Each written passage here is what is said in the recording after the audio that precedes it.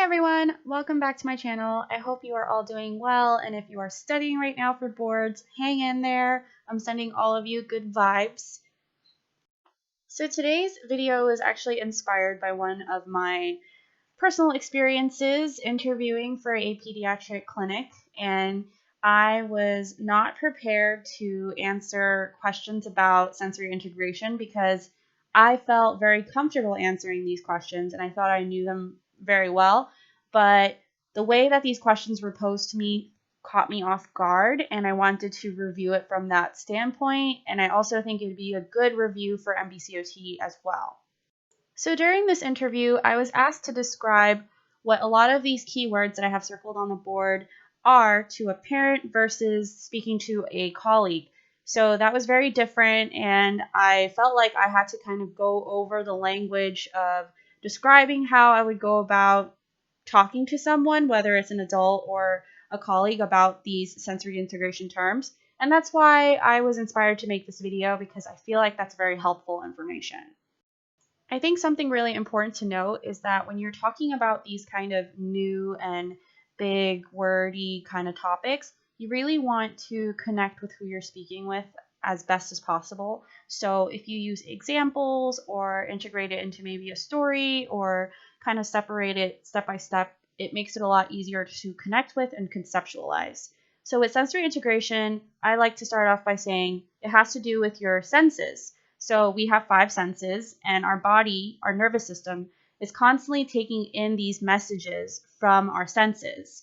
And sensory integration has to do with what our nervous system does with the messages and how it responds. Your response may be a motor response or a behavioral response. You can always use observations you have made of the child, especially if the parent just observed with you. So I'm going to share some personal experiences to get my point across. So one that I think about immediately is when I am in like a candle store or a fragrance store that has a really, really strong smell. It smells nice when it's 1 or 2 cents, but sometimes it's just overwhelming. So a lot of the times when I'm shopping or at the mall, I walk faster past these stores so that I don't have to get too much of the scent. And my motor response is to walk faster. Sometimes it's to hold my nose. Sometimes it's to turn my head away from the front door. These are all motor responses to this stimuli that is a little bit too overwhelming for me. A behavioral response to this may be something like if I was exposed to this fragrance or smell too long, I tend to get headaches. So it's possible that I may come off more agitated or rushed, or maybe my attention might not be as good because I'm so overwhelmed by the smell. All of us on a day-to-day basis are experiencing sensory integration. In my opinion, we're constantly modulating the sensory input that's coming our way. So going down the middle of this chart, sensory modulation, I made a little bit of a flow chart here. You're exposed to a specific stimuli, and that could be from any of your 5 senses. And then your central nervous system is trying to adjust to that level of stimuli. So that's going to impact your level of arousal. If the stimuli is maybe weaker or stronger, you're going to have a different reaction, right? And after that, it's you trying to regulate your own behaviors based on how that stimuli is impacting you. So this is kind of the chain reaction going down. And honestly, it happens all the time throughout the day because you're constantly exposed to different tactile, vestibular, proprioceptive, olfactory, senses. So you're doing this all the time without you even probably knowing it because you're so used to that. So let's move on to tactile input on the left. And I just put some simple bullet points underneath to get my point across on the main thing that you need to connect with these words. Tactile input is tactile processing with touch. And that would be a very easy way to explain that to a colleague. But when you're talking to a parent, in layman's term, you want to explain that tactile refers to touch. So it's any kind of physical touch input given to the body. And this can impact your attention, your emotional reactions from being maybe too close to someone or that social relation being too close. So those are things that you want to consider about tactile input. I immediately think about the tags on the back of shirts because some people get really irritated by that, and that might really impact your ability to focus on the conversation you're having with your friend across from you. Another good example is if you're a little bit more claustrophobic and you like to have your own bubble space. If you are in a really crowded place, let's say at a concert or in a really busy line, it might be overwhelming for you to constantly be like touched and bumped into, and that might affect your emotional reaction. You might be more agitated because of that. So that's a good example as well. Moving on to proprioception, I call this prop. I feel like most people do at a lot of clinics and stuff, but obviously not when you're describing it to someone for the first time. So proprioception has to do with the sense of body position and movement. I like to describe it as the feedback that your body and your joints get from your movement. And I think that is simple enough to explain to someone. So a very common behavior you will see with children who are proprioceptive seeking is that they like to sort of purposely fall down or run into walls or hard things because they are seeking that input to their bodies. So that's why they like to crash into things and maybe might come off a little bit aggressive or clumsy, but almost intentionally so. Another important thing to note is that you can provide proprioception to someone externally as well. So heavy weighted blankets, a tight hug, all of that is going to give your body feedback. Oftentimes that is very calming for children as well as adults. I like to think about how a lot of people like to have heavy comforters because that extra weight makes them feel more secure and comforted when they're sleeping. Proprioception will also impact the force and the timing of your movement because of that, and your reflexes as well as your feedback to motor responses. Alrighty, moving on to the right side of the board, we're going to talk about vestibular input.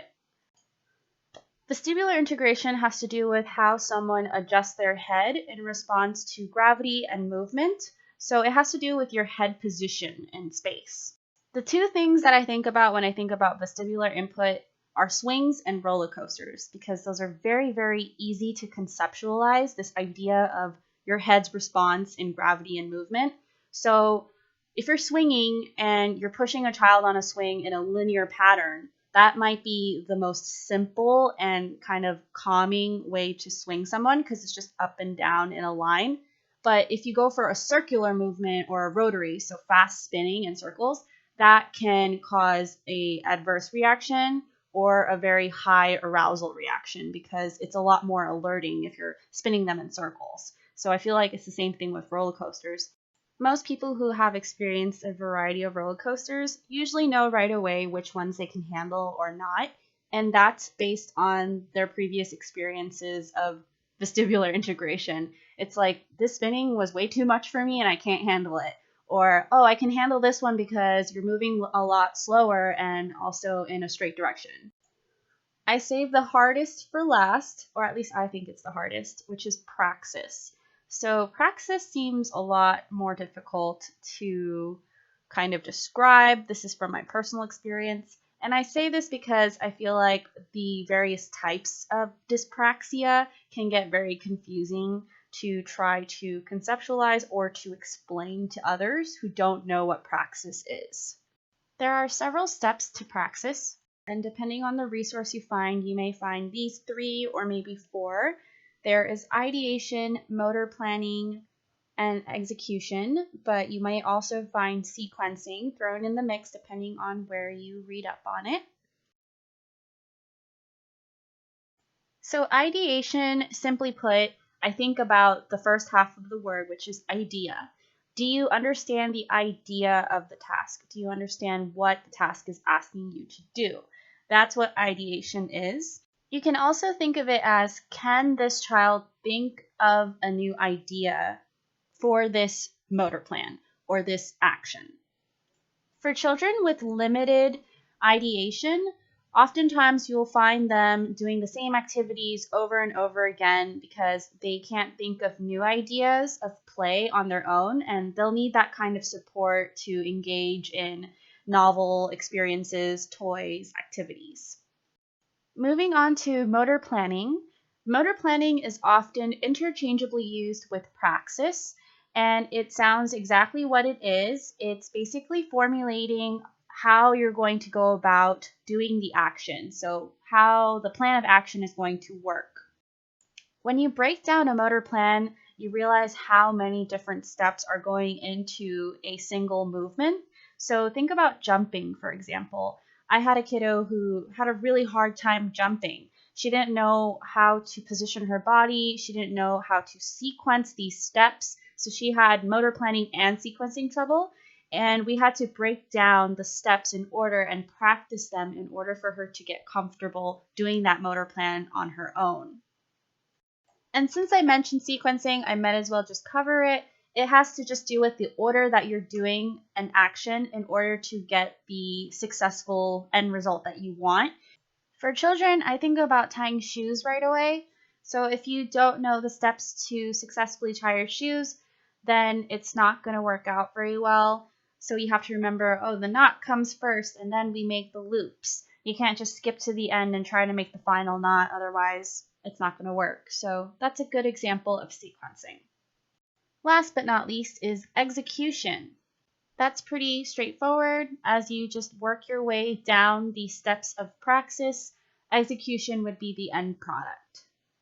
So now that we've covered the different steps of praxis and what praxis is, when you consider dyspraxia, it's simply a sensory integration disorder that interferes with your ability to plan and execute a motor task.